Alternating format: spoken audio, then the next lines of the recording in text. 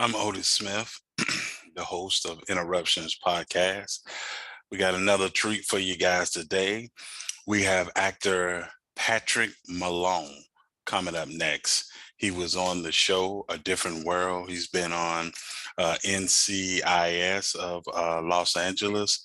So stay tuned. Make sure you please leave a comment. And if you're not a subscriber, please subscribe. Once again, Patrick Malone coming up next on the Interruption Podcast. Welcome to another edition of Interruptions. I'm your host, Otis Smith. Today, I got another treat for you guys. You may have seen this young gentleman on Sister Act 2. You might have seen him on NCIS Los Angeles. I discovered this brother on one of my favorite shows back in the day, A Different World. Terrell Walker, but his real name is Patrick Malone. How you doing, sir? Man, I'm happy. I'm above water. I'm above ground, so I'm okay. good. Okay, somebody told me, hey, you wake up, you blessed. It's real simple. It really is. It really is. Oh man, it's so good. I'm so glad to have you on, man. We don't take it lightly that you're blessing us with your presence. You know, you could have been doing anything else, or you could have said no to the request. So just wanted to let you know that we don't take it lightly. And you're someone I've always wanted to talk to, man, from watching some Well, of your let me say work. this too, then. I also appreciate the fact that you even want to talk to me, man, because you woke up today. You could have been talking to anybody right now. It happened to be me today. So thank you for the opportunity, for real. My first question for you today is, when did you believe you can make acting your work, you know, that you can do it full time? You say believe, I knew. Okay. I knew whenever I was probably 7th or 8th grade. Okay. I'm from Texas, and growing up in Texas, I would always hang out with my grandmother, right? Okay. And my grandmother and we could just watch old shows for hours and talk about it. She had this amazing history, a knowledge of TV and film. And so there's no question that's where I got it from. I mean, for me, for my family, it skipped a generation. My grandmother should have been out here first. I mean, she had that kind of talent. So I say 7th or 8th grade, but I mean, even younger, I realized that if I could make somebody laugh, I wasn't getting beat that night. So you know, my family was old school. So if I could make somebody laugh and make them forget what I had just done for about 5 minutes, you know, we can move on. Listen, I only did that one time. And yes. I wasn't even trying to do it. You remember back in the day, they tell you, my daddy said, go out there and give me that switch. Woo! Yes. Which was rare, because normally he would just whoop me with his belt. No doubt. But he said a switch. And Patrick, man, I was out there for about an hour. Looking for the smallest one. Well, no, you know, you can't bring the smallest one because they'll go get the branch. So you're trying to get the perfect one. And my mom said my daddy was so tickled. He looked at my mom and said, tell that fool to come in the house. Exactly. So I know exactly what you're talking about, but I did it in error. Well, after a while, they kind of caught on. So it didn't work for long. They caught on to what you was doing? Yeah. Oh, my pops always loved it and would laugh it off, but mom's was different. Mom like, you ain't fooling me. Mom's was different, yeah. Mom like, I wasn't born yesterday. No doubt. Stop that. I want to know, you know, do you believe you were able to show array of different talents when you did A Different World?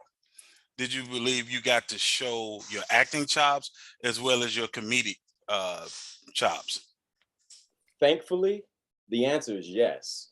And but I want to expound on it a bit. The reason being, the season that we came on, like Bumper and I, they had brought in some young writers as well, right? Okay. And so every once in a while, they let the young writers write their episodes. And the episode that you see Bumper and I out front, it was because of the young writers.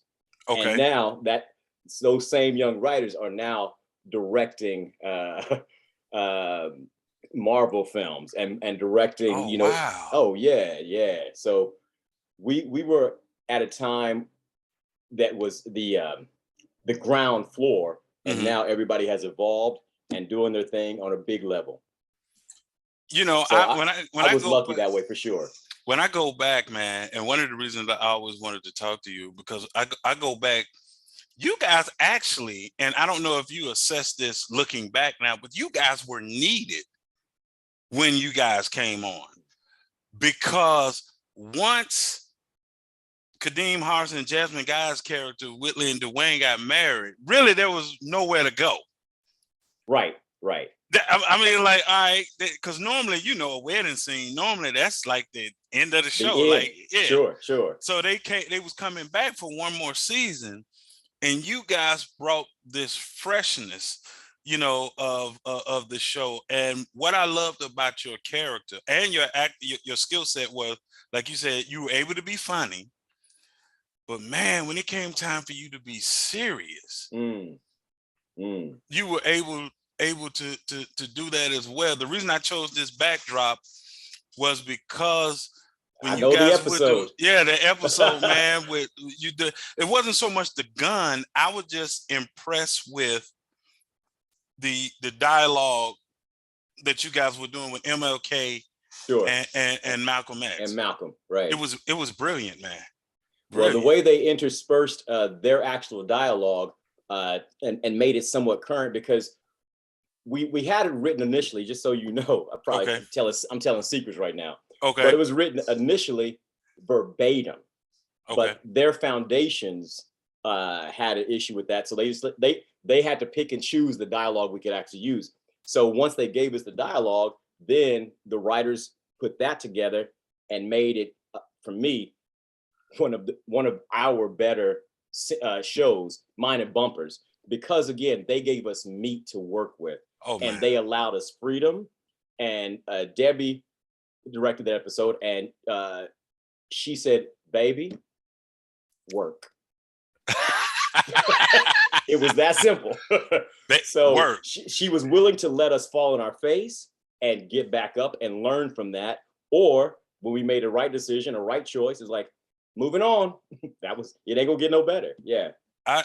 Yeah, because I believe, man, that you're one of those gems, man, that need to be out there more. When I say out there more, I mean just people need to know more of you, because also the episode that you did, even within this episode, you were talking about the guns and where you were coming from Sure. you was letting Dwayne know, like, oh man, oh David, you came through, man, Right. everybody's strapped now, man. You were always able to go in and out, far as from comedic to when you had to be Real. serious. Yeah. Yeah. And again, I was lucky that way, because Bumper's character, and I keep talking about Bumper because we road dogs, but Bumper's character, he was supposed to be the straight guy, the smart guy, the serious guy.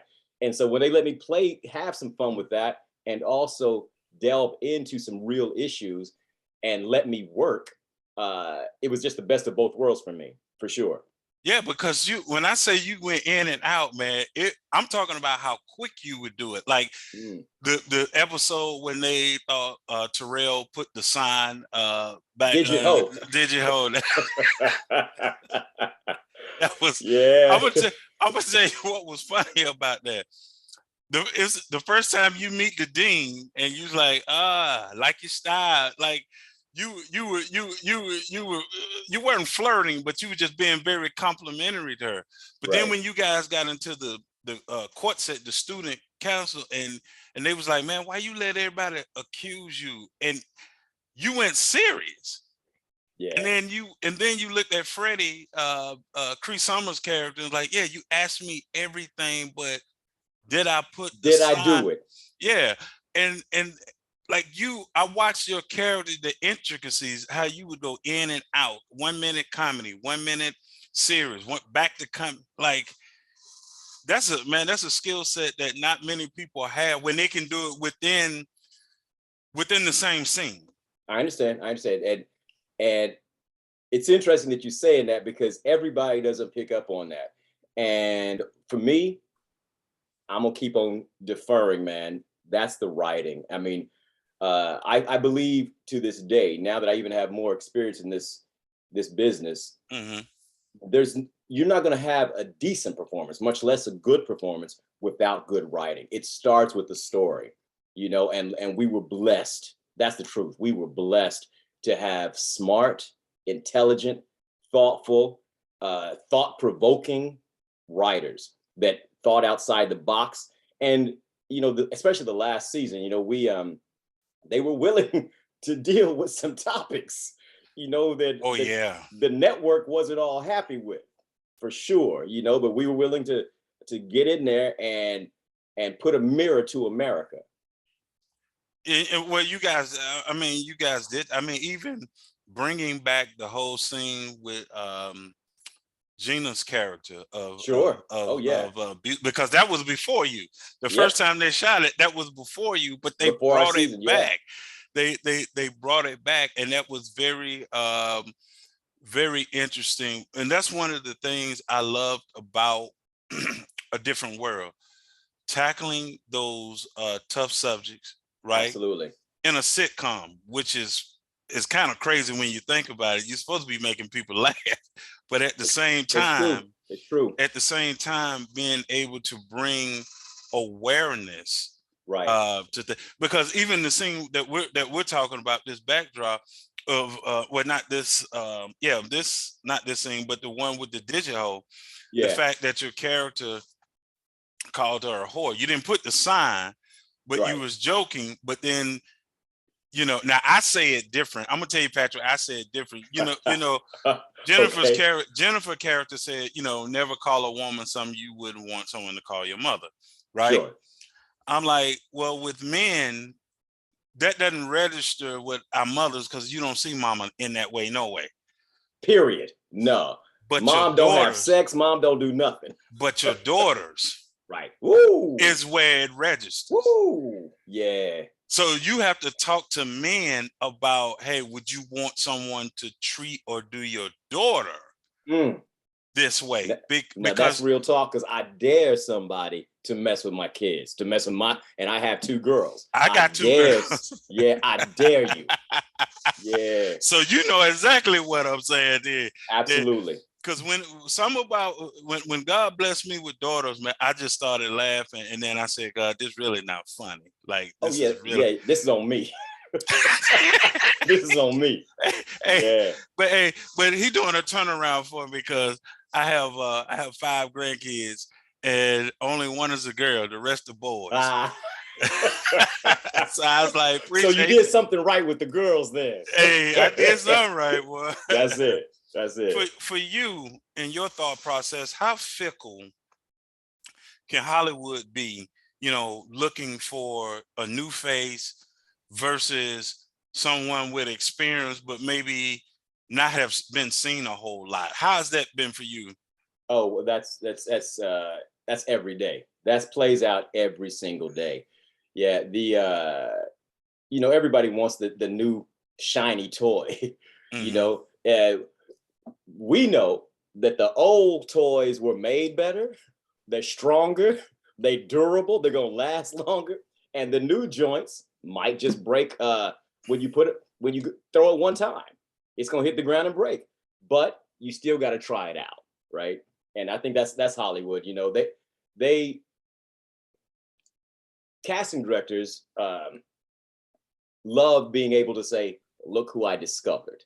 Okay. So a lot of it is that too, and some of these young cats, there's some talent there. There's no question.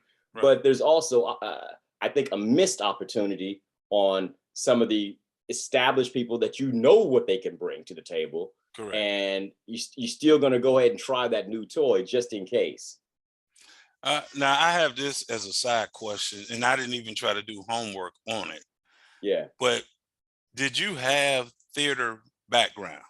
That's how I started. Absolutely. Here's why I didn't ask that question. Yeah. But as I mean, I didn't research it, but as we begin the dialogue, this is why I knew to ask that question. I had the pleasure a couple of weeks ago to interview Renee Lawless, Okay. who played Catherine Cryer on The Have and Have Nots. Mm. And she said the best actors, if you look, all have theater background. That's our base.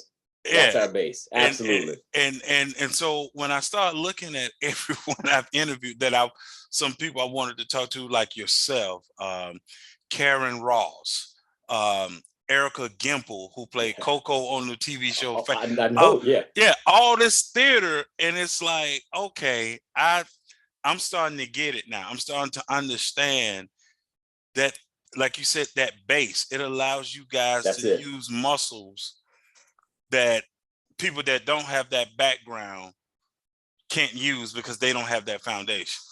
One of my mentors, you know, I've done a couple of films, but with Danny Glover, he preaches it. He preaches theater. Real quick story about theater. Sure. We had just done, I had just done a film with him, and then I booked this play here, and I had always wanted to do plays once, because I started off in Texas doing plays, and then I came out here, did a couple plays, and then I started doing some film and TV, and then I booked this play, and I went in and for the first table read, and it was amazing story, great actors on there. Okay. But the vibe was off for me. The vibe in the table read was off, so I knew something was wrong. So I called my manager after the first table, said, "I'm gonna walk away from it." And she said, "What?" I said, "I gotta walk away. Just something's off." And she goes, "Are you sure?" I said, "I'm sure." Okay. I get in the car, call Danny, say, "Hey, man." No, I'm sorry. No. We had coffee or lunch or something. Okay. The next day, and we're talking about how I was doing, you know, and he hadn't seen me in a while. I'm like, "Yeah." I said, "You know, I was doing this play," and his eyes all lit up. "Oh yeah." And I said, "But I just walked out of it." He goes, "What?" And he really went off on me, because it is our foundation as an actor, you know, because it helps you understand characters, make strong choices, and you memorizing so much. And that immediate gratification, you know, if you're doing a decent job right away, that from the audience, it's either immediate gratification or it's silence. He gave, after he went off, he gave me silence. And I said, "Danny, I'm telling you, something's not right with it." He goes, "Patrick, I don't care if it's right or wrong." He goes, "That's where we start. That's what we do." He goes, "TV and film, you gonna make money doing that." He goes, "But this right here, this is going to help you with your craft, with your art." And I said, "I appreciate that. I get it." But okay, fast forward a month and a half later, the play opens and it closes the next week. I was right. He was right. So I told you something was up. I was right. Did you call him back and say, "Hey, I told you something was see, off"? I'm not that dude who say, "I told you so." But in my head, I told you so. But you probably knew he was gonna like, "Okay, I told you. You still need to do it because that's our base." So no doubt. Because like you said, he wasn't worried about is it right? Does it feel right? Does it not feel right? Get the work. Do the work. Do the work. Do the work. Yeah. Can you put in the words, because you worked on some iconic projects, from a different world to NCIS to Sister Act 2. I like to put Queen in there too. I mean, I think for me, Queen was one of the best, a great miniseries. You know, it was Alex Haley's Other Side of His Family. I remember that with Halle Berry. Halle played my mom in it. Yeah. See, what is that like? Not only for you working with some of the people in our community that you work with that are legends in the business, but also on those projects. You know what? It's a timing thing for me, because I wouldn't see myself even doing that project now. Honestly, I think it was the time. It was needed. Okay. Now, well, now it's needed even more. I If we're was being about real, to say if we're needed some being more. real, it's needed even more. But for me, I can't do that slave mentality any longer. That's what it comes down to. Okay. You know, I think it's going to be great for somebody else, unless there's a redeeming quality at the end for me. You know, there has to be like a beautiful arc for me to do something like that now. And it was at the time. Uh, Not only did I get to work with, with Danny again, but with Hallie and Mm-hmm. Jasmine was in it. I mean, it had everybody in it, but I knew then that that piece meant something and could mean something and would mean something long term for like you say, for our people in a real way. I could have seen you, and they took it off the air, but I wish they would bring it back, which was Underground. Oh, I love that show, man. I did too, man. Yeah. I was like, come on, where y'all But at? again, redeeming though and Yes, strong. That's the yes, difference. And that's current times for sure. Yeah. yeah, But yeah. also that's us being in positions of power on the show. Producers, executive producers. Producers, So yes. we have some control over how they portray us. Yeah, correct. Telling the story, but also humanizing, Absolutely. and also because one of the things about your craft, what I've always admired, and Regina Taylor told me this, Mm. which was, I was like, when you guys don't have lines, but you have to convey, Woo.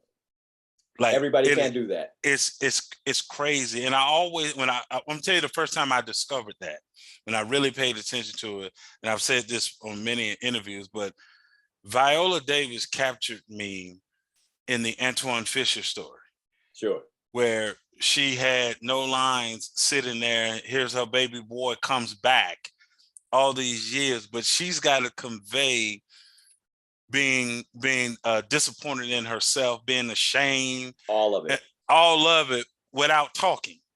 It's Uh, just her facial expressions. I feel you so much on that. And very similar story. Right before I came out here, Uh-huh. do you remember that show LA Law Yes. back in the day? All My right. daughter watches the rerun. She loves Okay. it. Well, I think it's the pilot episode, Okay. and Alfre Woodard is in it. And she had been gang raped by these three young white guys, right? Okay. And the whole episode is her lawyers, Harry Hamlin, saying it's an open and shut case. We got him. We got him. We got him. Like the last scene of the show, he calls her over to the office, and I remember specifically they were in the office door frame. She didn't even go all the way in the office door frame, Mm-hmm. and he tells her they're going to get off on a technicality. And what you're talking about, that's my point here. She stands there, Uh-huh. dignified, strong, and you could see it in her eyes. I'm not gonna let them win. They're not gonna break me right now. They're not gonna break me. And in that moment was a flood of tears, because that's what's real. Right. That humanity's real. As much as we try to fight those tears, when the tears come, that's when you have the audience also. And then I was blessed enough to work with her on Grand Canyon, and I got to tell her that story. You got what did she say? What did she say? Baby, come here. And she just gave me a big hug, because it affected me in a real, genuine, artistic way. And I remember I was on my carpet in my home and look with my parents, my hands in my chin in my hands, watching it. And I just remember just crying, thinking, I want to be able to do that and affect people that way, because like you said, everybody can't do that in those quiet moments. The quiet moment. Yeah. One of the hardest things for an actor to do is to be still, is to be still and do nothing, because we forget that silence is like a web, man. It's like silence is like a fly to a web. As soon as you do nothing, the audience is with you. But as soon as you're showing all these things, you're like, okay, yeah, anybody can do that. But to do nothing is hard. Wow. And she did that. I never heard nobody say that before. So I appreciate you giving me that. Like, oh, it's yeah, just man. the silence. Now the eyes are on you. Woo, yeah, So, yeah. and it's And amazing again, you say it's that because Bill Dukes said that acting, he told me, he said, acting is being.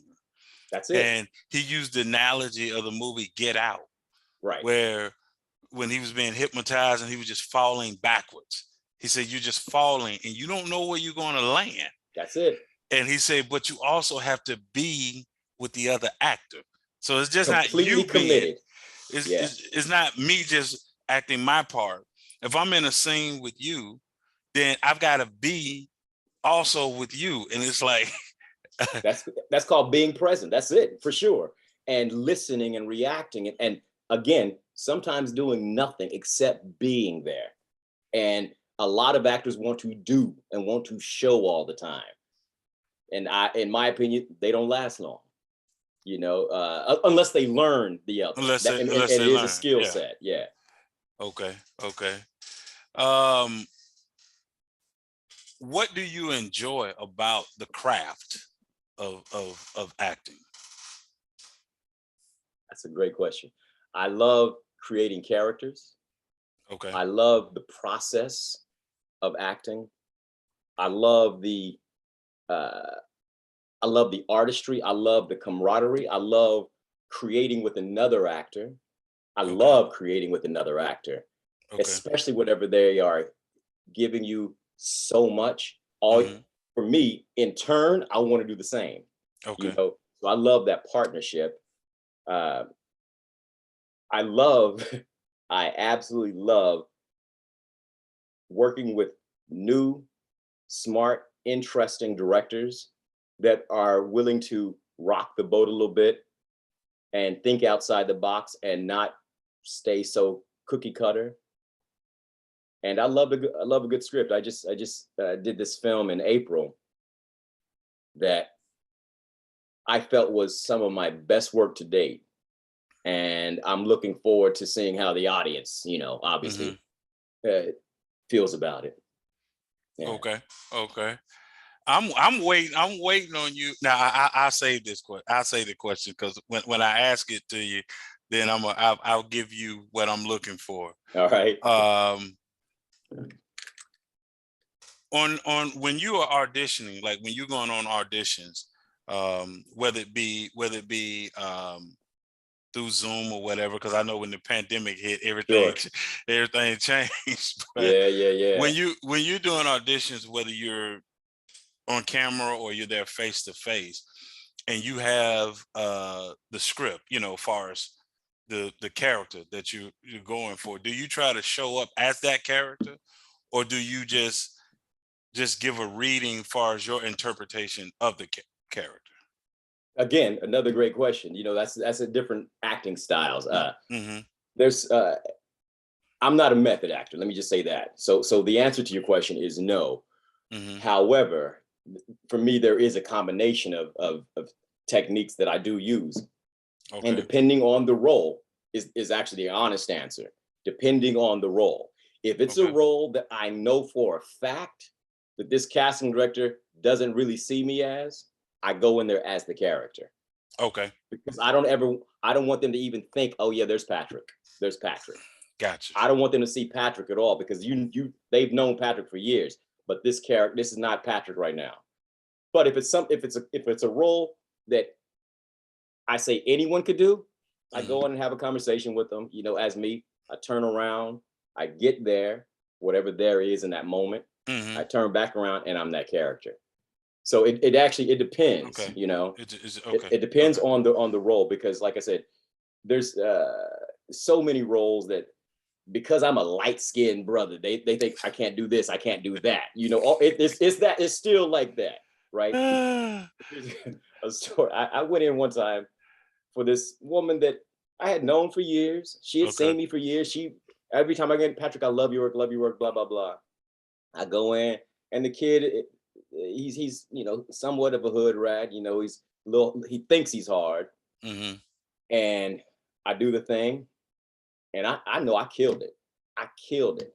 And Okay. she said, Patrick, that was really good. Could you make him a little bit more? you know, well, well, could you make? I'm like, go ahead, say it. Say what you want to say. Well, could you make him? I said, blacker.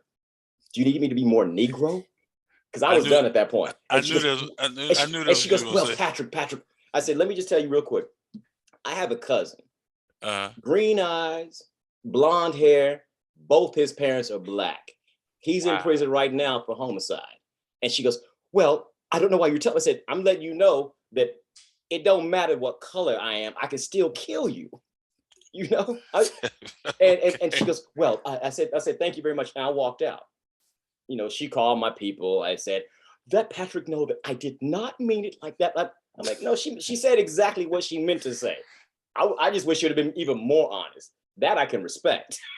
Right, and You know? that's the funny thing, because you get into, just because you're dark skinned like Yeah, myself doesn't mean that you're a killer. no doubt. Like you said, No doubt. the killer can come in. One of the things we learned as being black, as you know, is we have our head on the swivel. We don't trust nothing and nobody. Got Like, to. Got to. we ain't Always. we're not looking at you to say, oh, you're Caucasian or you're Mexican or you're Asian, this and that is not going to happen. We're like, all right, all right now, That's it. so you were correct. And what some people don't realize, when someone is trying to correct you, and sometimes it's ignorance, it's not Sure. necessarily Ain't no you trying to be malice. funny, right? No malice, but Right. you need to know that, because that will help you if you're casting, to say, That's it. you know what, let me just find the best qualified. Period. Because Period. guess what? I understand in real life, this could happen either way, any skin tone. You That's know, it. That's it. yeah. So, what inspires and motivates you? Ooh. Challenges inspire and motivate me. Okay. Real simple challenges. Roles, again, that most people wouldn't see me as, inspire me, because I'm like, all right, cool. I get to play now. I get to show something. Like I was saying, this thing I just did, Mm-hmm. I played a staff sergeant, a drill sergeant. Nobody in Hollywood would normally see me. They had already cast the film, but somebody dropped out. I happened to know the director. He called up. I had to be there in 2 days. He happened to call up and say, hey, Patrick, I don't know if you're busy, but boom. I'm like, all right, cool. And I was grateful for the opportunity, simply because most people in Hollywood would never see me as this, stern, strong, militant dude. And so, again, like I said, and to this day, that's probably one of my better performances. I'm sure of it. So Is that those things, challenges inspire me, man. They energize me. so? Then I take it that you were glad to do in NCIS, Oh, most definitely. because it was so far from Terrell Walker. So far. I get Yes. it, because Yes. you get, when the, I guess for you guys, Pigeonholed. yeah, pigeonhole. I was gonna say you get typecast, That's even though it. it wasn't like you was on the show for 6-7 years now, like you Right. just played this. But when people first see you, and like I said, but I'm able to look through the way I watch actors. I'm not talking about enjoying the show. I'm just talking about watching the actor, the craft. Right. I'm looking at your ability when the character starts to, when they start to write more and more layers of the Right. character. It's beautiful when that happens. I'm starting to look now, how believable are you, doing. And so that's why I said I've loved your artistry, because people don't realize, and that's how I figured you had a theater background, because I asked Erica, I said, how did you do that? Like when she was on Fame, like how do you go from singing, right? You singing now, and then boom, now we got to go into this acting thing. Like, Right. Right. like, but it's all that theater It's the craft background. too, for sure. It's understanding your craft and understanding why you do what you do and why you say what you say. Because you can watch, like you're talking about, certain actors, that don't have the same kind of background. You can watch them and realize that what they're saying is just surface level. You know, there's nothing underneath it. They're saying the words and they're pretty, they look good saying the words. And for some people, that's enough. For me, that's not enough. Unless someone challenges you. I remember Omar Gooding told me, he said when they were doing Baby Boy, Right.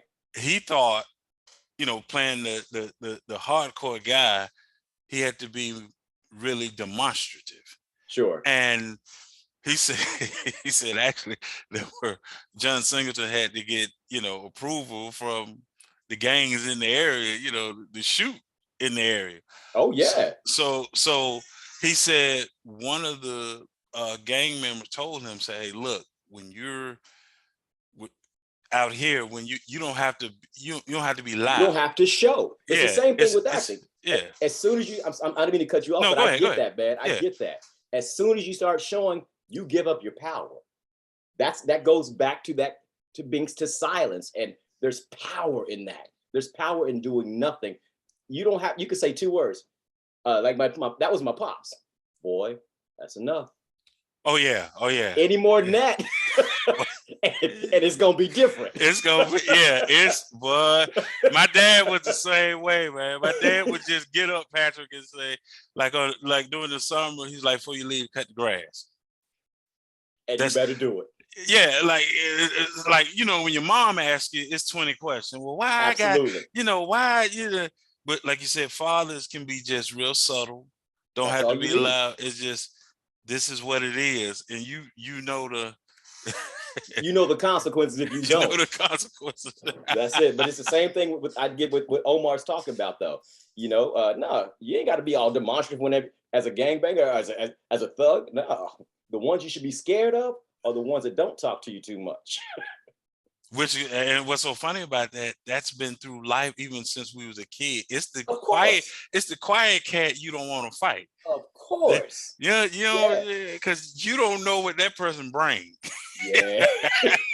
They always quiet. We look, man, I grew up, we had this one guy, Derek, we called him Boo. Nobody fought Boo. Right. Nobody, because we just didn't know what he would do. So he was always the guy you go fight with, but not against. Yo, y'all know what Boom is? Tell Boom to come on. Yeah, tell him. Oh yeah. You know, we can't go fight unless he. Yeah. You know how they go. So this question I finally got to, I wanted to ask you, but I have something in my own head. But what kind of role are you waiting on to play? That's a great question, and I'll tell you why. Because it goes against everything that a Black actor should say. What I'm about to tell you, a gay role. Okay. For the same reason I said earlier, to challenge me. I knew you was going to challenge me, man, because that is so far from who I am. You know. See, now you didn't mess me up now, because then that hold on, no. Since it's so far from who you are, that means you'll play it well. Most actors I run into is that who they are as a person is so far from like a person that plays a bad guy or a bad woman. They are so nice, and it's like, how they have a whole flower bed, you know, they out there gardening almost. But then you get in front of the camera, so that's why when you said that, I said, oh man, he'll play that too good, because that's too far from. That's it. I mean, that kind of role, or even like as strange as this may sound, like my own race hater kind of a role. I would love that, man. I would love to sink my teeth into that, because and I guarantee you I would own it too. I would kill that role because I know people, so I would just be pretending I was somebody else. You somebody else. Where I'm from, I know them well. You know them well. Yeah. My thought in my head, and you might have played it and I might not have seen it. All right. But I would love to see you in a TV series play a district attorney. You know what? I get that, man. I get it. And the reason being is because in that role, the dialogue that would come with it. Oh yeah. I would eat it. There'd be meat on the bones on that. Yeah. That would be and believe me, I would not turn that down. I would not turn that kind of a role down. And also, I shouldn't say that. Depending on his art and who wrote it, who's behind it, because some of those roles, when they give them to Black actors, those kind of roles, they still defer to the white guy. And I wouldn't want to have to defer everything I did or said to, what do you think about that? You know what I'm saying? Well, I would love it for the duality of the other role that you just mentioned, as far as people were challenging you on a show, like, man, you locking up your own people. That's what I'm talking about. That I would love. You That's see what I'm saying? talking about. Yeah, that's the kind of stuff. Yes. Now you got to fight. You got to look. Your character then would have to look at, am I just keep locking up my own people versus, well, whatever color you are, if you doing the wrong thing, I got to do, like, that duality that you got to deal with. Sure. Going into court. You had that justification. Yeah. It's also as the going back to theater now, one thing you're taught as an actor, especially for theater, is even on those so-called bad guys, you have to find his humanity and what's likable about him, about her, whatever it is. You have to find that, and even if it's not coming across in the performance, internally, I still got to go home tonight, and I'm gonna kiss my baby. I'm gonna tuck my little girl in, and I'm gonna have dinner with my wife, and I'm gonna be okay. You still have to find that kind of humanity in whatever character you're doing, especially when it's that kind of a character where you this. I'm glad you said that. An attorney that's putting somebody away. Yeah. No, I'm glad you said what you said, because a lot of actors have told me that, is that, like, I've always asked them about how would you play certain roles, and the first thing they said is the same thing you said, which is if you can't find the humanity for that character, then you shouldn't play it. I agree. You can't play it. No, like a woman playing a prostitute or something. Right. It's like, okay, and they said you have to find that some humanity quality of that person in order to play the character, or you just can't. You can't do it. Or else the audience isn't going to believe you. And for me, one of the best performances about what we're talking about is Silence of the Lambs. Anthony Hopkins, right? There was, as evil, sadistic, and cruel as he was, as the audience, you're rooting for him. I hope you escape. I hope you get away. I hope he's sitting there eating people, killing people, and you say, yeah, but come on now. And they gave him good lines. Like please. Oh man, please. They was giving him meat. Please. They was Have you ever go back now and time, put a clock to how long he's on screen? Okay. It's under 15 minutes, under 20 minutes. During the whole duration of the whole movie. The whole movie. That's how strong a performance it was. Is he got you affected in that short amount of time because of his performance, because you're also liking him, because of the dialogue they gave him. I teach a class now, and I use that performance. He said that what he was thinking about when he did that, he was a lion that hadn't eaten in weeks, right? And so if you go back and watch it now, you'll see moments of that where he just basically like sitting in the bush, and striking just when he needs to strike, getting his prey every once in a while, but then going back in the bush and just watching. And I'm noticing that what was that? I think it was the second one they did where he bit the guy's face. Yes. So, because at first it didn't look like he was going to do it. They were just talking, and he's supposed to have been his gay lover, and then bam, he just pounced. It's time to eat. That's it. You're nothing but an antelope to me right now. That's it. Yeah. Oh man, how have you evolved as an actor and as a person since you've come into the entertainment industry, since you started?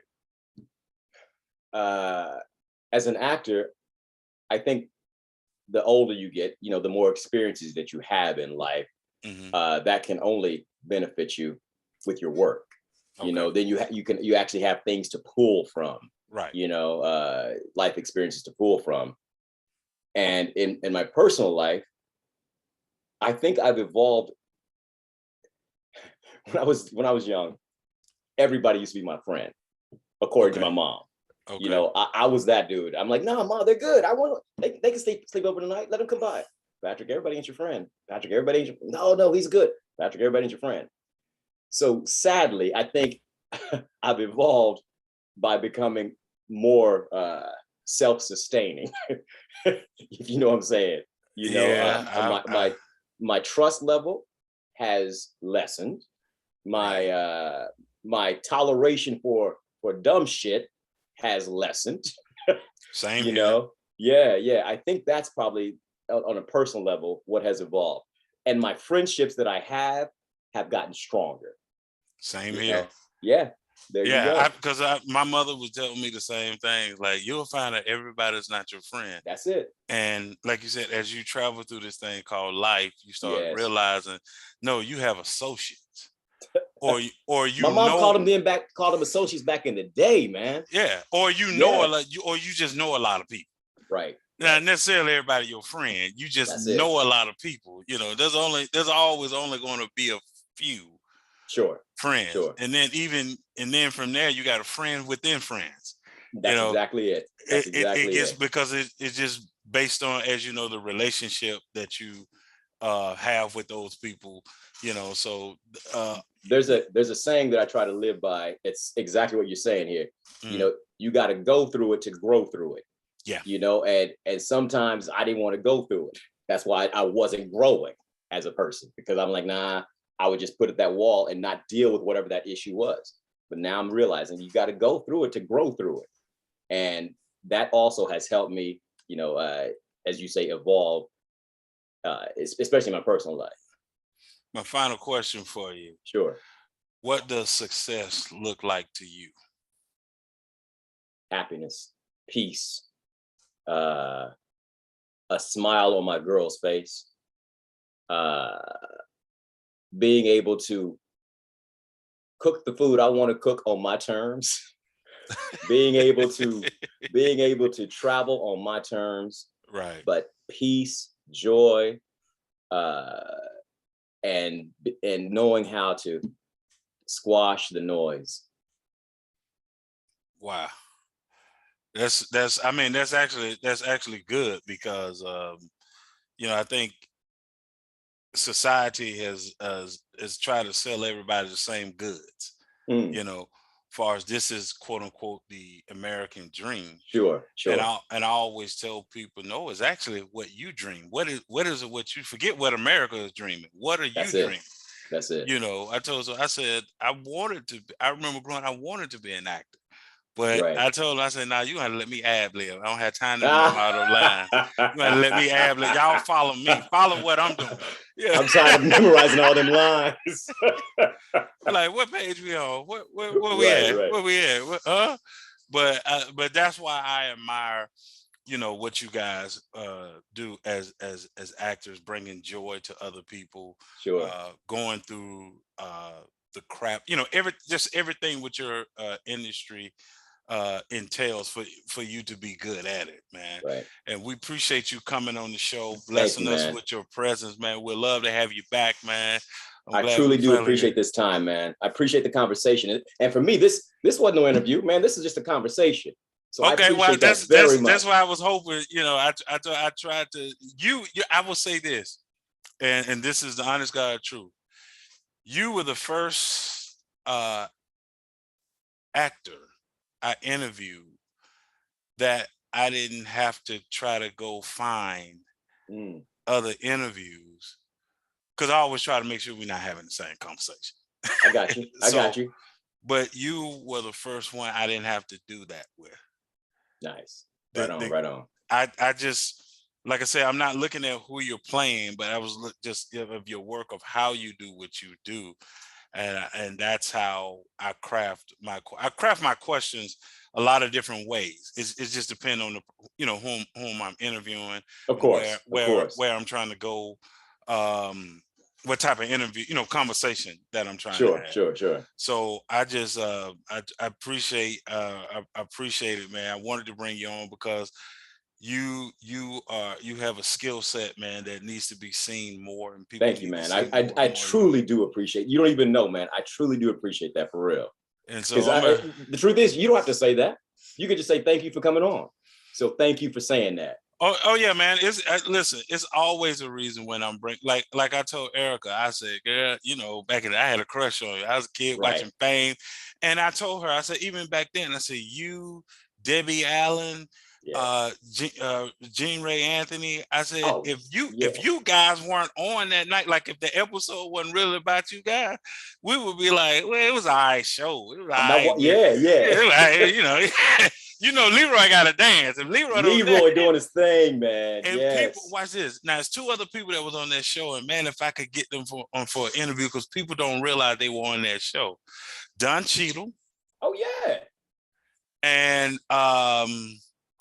I can't think of his name, but he played a New York Undercover. But So yeah. I know you're talking about the Michael Lorenzo. yeah. I think that's right. I think it's Lorenzo. And Puerto Rican dude. Right? Yeah, he was on that. And matter of fact, he was also in the movie Fame. He was on the movie Fame. Yeah. And watch this. People forget, or don't realize, he actually was in the Beat It Michael Jackson video. That makes sense to me, though. Yeah, because he started out that dancing, same, on the street. Yeah. So that's what I'm saying.